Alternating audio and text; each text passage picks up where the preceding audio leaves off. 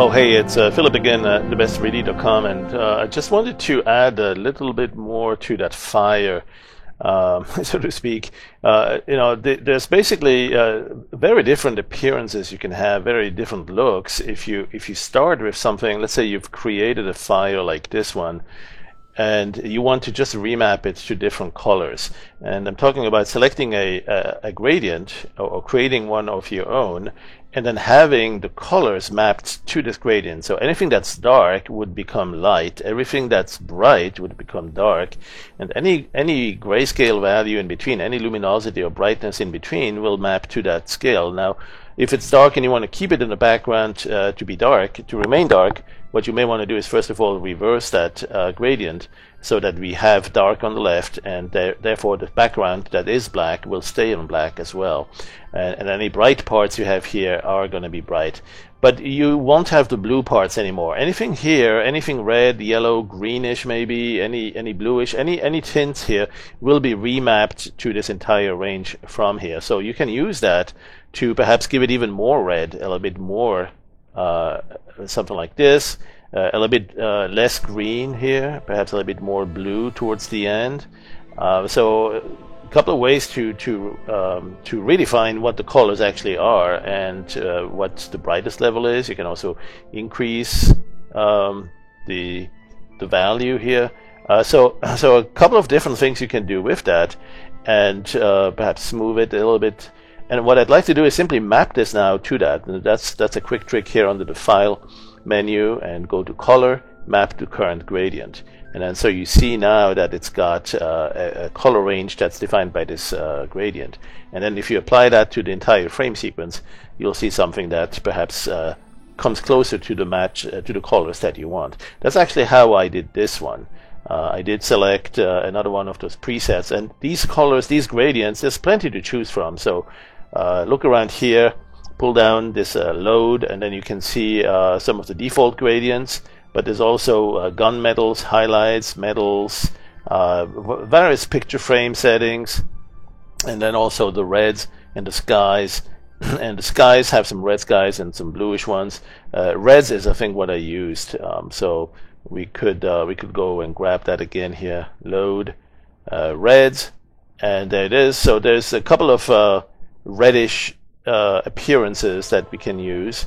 And if I use this one, and I remap, let's say, on top of, let's take one of those here. Let's take this one, this animation, right? And I want to remap this gradient to it. Again, this is what you do. Simply go to Color, Map to Current Gradient, and then you can see it's got a bit more of a consistent. It doesn't have much of that blue appearing. It doesn't have too many other hues. And by the way, you can always change that too. If for instance, if you were to store to map it to something that went the wrong way, like something like this here, it's bright at the beginning, so the dark parts will actually turn bright, and then you perhaps go down to blue, remove the blue, remove the green, and just keep it a little bit on the reddish glow here. But you want to do something like this, smooth that a little bit.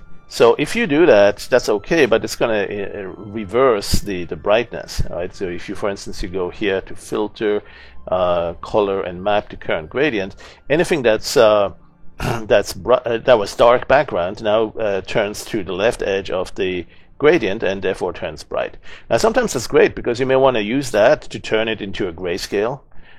Maybe exposing it through a lens and really turn it into a black and white, and maybe just make it look like smoke. Who cares whether it's fire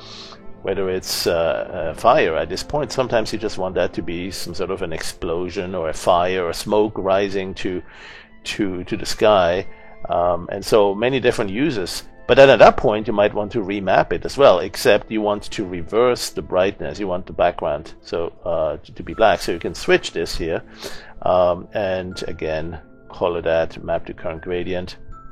And then sometimes when you do this and you didn't have it properly mapped, so let's say you actually did it this way, right?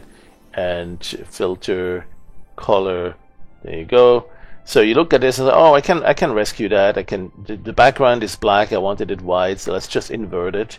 But if you do that, if you invert it, then the red parts will probably turn pink or bluish or something like that, right? They'll go to the opposite color. No more red, but plenty of green and blue. So that's okay. You can also sometimes work with the colors here and roll the channels or switch the channels. That was not it. Let's undo that. Let's see color swap channels. Well, that would be the same thing. So there are maybe you need to do this twice, right? Sometimes you'll roll the channels once, and then apply that to the entire thing. And this now looks like a nice toxic green cloud, yellow-green phosphorus. But you do that again and roll the channels once more. You get to the next one. And so you'll see how it's basically letting you cycle through that. And perhaps the fastest way really is just to work on the hue, saturation, value filter here and say, okay, let's adjust the hue a little bit and get back to what color you actually want. And you can also change the saturation, change the brightness, animate that. And that's really the trick with this, is that you want to combine a couple of different effects.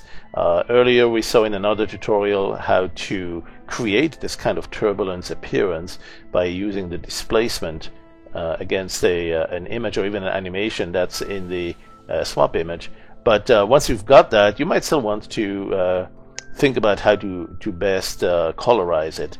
And so that's what some of these techniques will let you do. Tinted, auto balance, hue saturation value. There's a variety. There's the value mode. So that one you can use to increase or decrease gamma, increase the contrast, make it a little bit darker, change the brightness, increase the value. And so you can see that some of these will perhaps give you more of the appearance that you want. Especially if you want something like a cartoonish look, maybe you don't want too many colors, you want just 3 or 4 colors, and you can do that with I would think with something like this here. Under the colors, there's posterize, there's power curve. I think the posterize and solarize might be really interesting to explore. Let's do posterize, because with posterize you basically limited to just a few colors. You can see here there's probably there's white, there's yellow, there's red, there's kind of a dark purple, a light purple and a dark purple, almost black. So you got 3 or 4 colors. It depends on which algorithm you're using. This one's a little bit more contrasty. And there you go. So if that's what you're looking for in terms of an animated fire or a flame, that's some of the techniques you can use there as well.